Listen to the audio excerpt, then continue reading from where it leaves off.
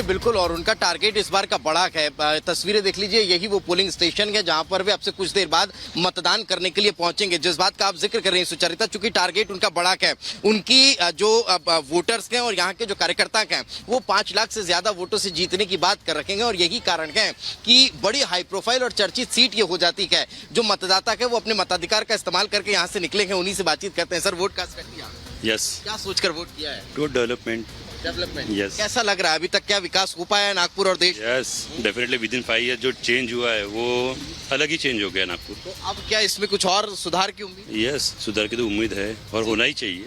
ये देखिए, महिला और बुजुर्ग मतदाता हैं। आपने वोट कर दिया? करके सुबह से सबसे पहला काम? सबसे पहला काम क्या सोचकर वोट किया है आपने? कि अपना वाला कोई अच्छे से आए। जी, अभी तक जो चल रहा है उससे आप संतुष्ट हैं? तो अब कुछ और अच्छे की उम्मीद? हाँ, करना तो वही है जी जीते जी, तो सब वही काम है। जी जी, बहुत बहुत धन्यवाद हमारे से बातचीत करने के लिए। ये देखिए, 2 और महिला वोटर हैं जो आ रही हैं। मैडम, वोट कर दिया आपने? हाँ, क्या सोचकर मतदान किया है? कोई अच्छा आने वाला आने जैसा आप बता रहे हैं दीपेश, अच्छा, महिलाओं के लिए जो अभी तक काम हो रहे हैं उनसे आप सेटिस्फाई हैं, संतुष्ट जयपुर से हैं? एक बार जरा मैं मुरादाबाद की तस्वीर भी जरा लोगों तक पहुंचा दूं। मैडम, वोट दे दिया आपने? देना है अभी। क्या क्या मुद्दे हैं इस बार यहाँ? मुद्दे उसके लिए हैं, अच्छी मतलब मोदी जी के पर्पस पे है कि तरक्की हो रही है, लोगों को राशन मिल रहा है, लोगों को हर फैसिलिटी मिल रही है। अच्छा। जो लड़कियों के प्रति यहाँ पे सारे मुद्दे थे कि घर से सुरक्षा को लेकर, हाँ सुरक्षा को लेके हर चीज के लिए मतलब जो है मोदी जी योगी जी बेस्ट। अच्छा, यहाँ पर सर मतदान कर दिया आपने? अभी जिया कर दिया था। अच्छा, तो क्या मुद्दे आपको लगता है चुनाव में इस बार? नहीं, चुनाव में मुद्दे बहुत सही हैं मोदी के, लेकिन ये कुछ बातें गलत ये है कि ये जो धर्म के हिसाब से सही नहीं है।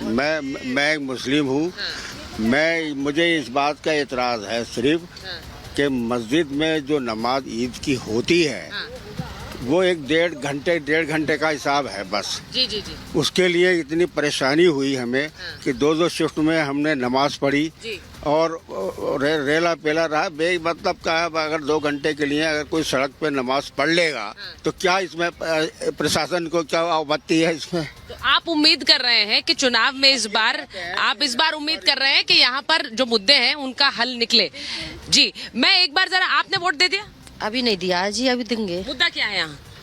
यहाँ के मुद्दे की हमें तो मोदी जी अच्छे लगते हैं। ठीक है, मैंने अब यहाँ पर क्योंकि आज चुनाव का दिन है, सीधी बात यह है कि मुरादाबाद जो कि सीट यहाँ एसटी हसन यहाँ से सांसद रहे हैं, इस बार यहाँ पर जो सियासी एक लड़ाई रही समाजवादी पार्टी के अंदर सीट बंटवारे को लेकर, उसे लेकर भी बहुत सारा सियासी ड्रामा रहा। एक बार मैं जरा लोमस के पास चली जाती हूँ। लोमस वहां पर अलवर में मौजूद है।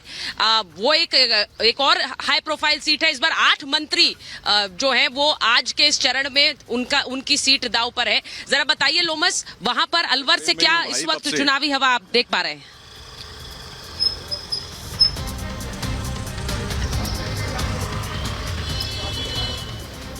बिल्कुल साफ तौर पे आप देख सकते हैं यहाँ पर जो तमाम वोटर्स हैं वो यहाँ पे खड़े हैं, वो लगातार ही अपने मत का प्रयोग करने के लिए यहाँ पे खड़े हैं। हम कुछ वोटर से ही जानने की कोशिश करते हैं, अपने मत का प्रयोग करने के लिए यहाँ पे खड़े हैं। मेरी बात किस तरीके की सरकार देखते हैं? ये तो साहब बिल्कुल, किस तरीके की सरकार देखते हैं? आने वाले सरकार कैसी होनी चाहिए? सर, जो मतलब एम्प्लॉयमेंट पे कुछ काम करे, बेरोजगारी कम करे, महंगाई को कंट्रोल करे, इस तरीके की चीज़।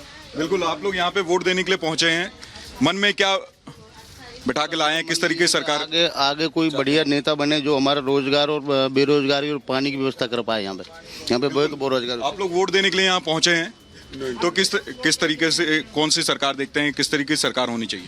सरकार सक्षम होनी चाहिए जो अपने देश को चला सके। बिल्कुल साफ तौर पे कुछ महिलाएं भी हैं, उनसे भी हम जानने की कोशिश करेंगे। और आप लोगों ने अपना मत का प्रयोग किया, वोट डाला आपने? डाला। किस तरीके की सरकार देखते हैं अम्मा? अच्छी सरकार होनी चाहिए, पानी की सुविधाएं होनी चाहिए, लाइट की होनी चाहिए, बिजली की होनी चाहिए।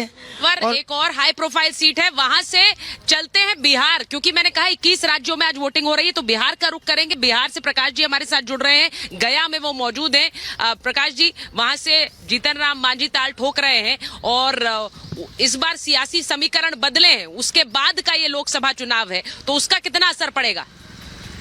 मैं गया जिला की जनता को बहुत शुक्रिया करता हूँ और मैं मैं यहाँ पर बोधगया में हूँ। अभी जीतन राम मांझी से बात की। उन्होंने कहा कि एनडीए की लहर है। यहाँ पर सर्वजीत जी हैं जो कि आरजेडी के उम्मीदवार हैं और बिहार सरकार में मंत्री भी रहे हैं और आरजेडी के विधायक हैं बोधगया से। इस बार इनका कड़ा मुकाबला हो रहा है जीतन राम मांझी के खिलाफ। जीतन राम मांझी जी, जैसा कि मैंने पूछा सर्वजीत जी कि दूसरी या तीसरी दफे लड़ रहे हैं, पहले आपके साथ थे, अब एनडीए के साथ है, कितनी कड़ी चुनौती है मांझी जी से आपको?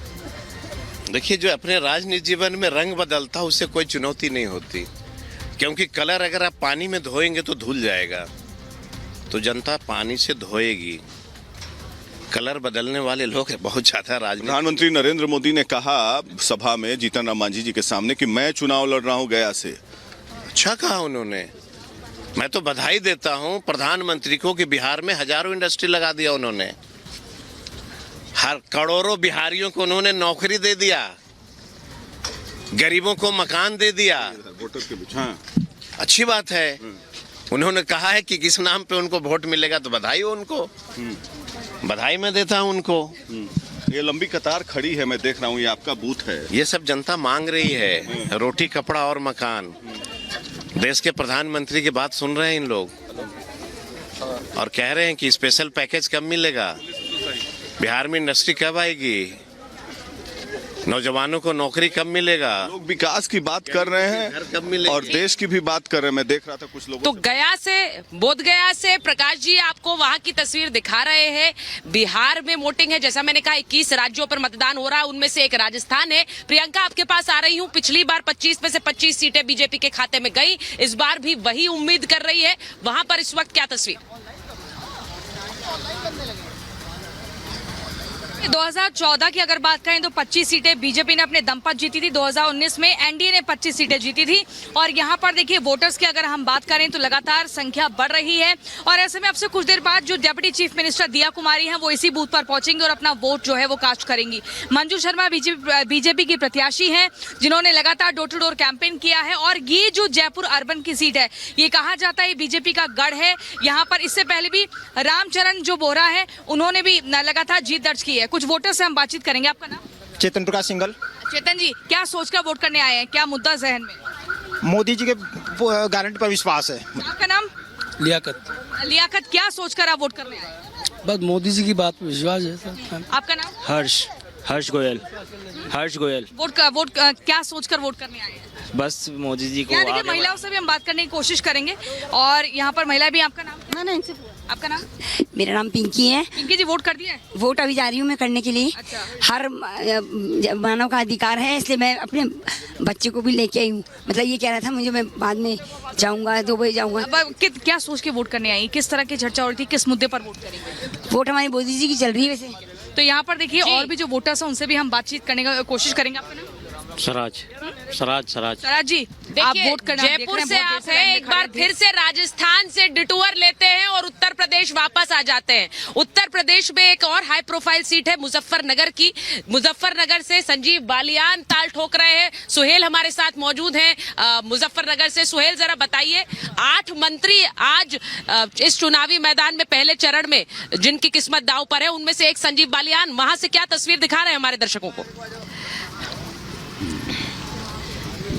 जी सुचरिता, मैं इस वक्त मुजफ्फरनगर में हूं और ये हाई प्रोफाइल सीट है इस बार। संजीव बालियान 2014 में इसी जगह से लाखों वोटों से जीते थे और 19 में संजीव बालियान इसी जगह से सिर्फ 6,500 वोटों से जीते।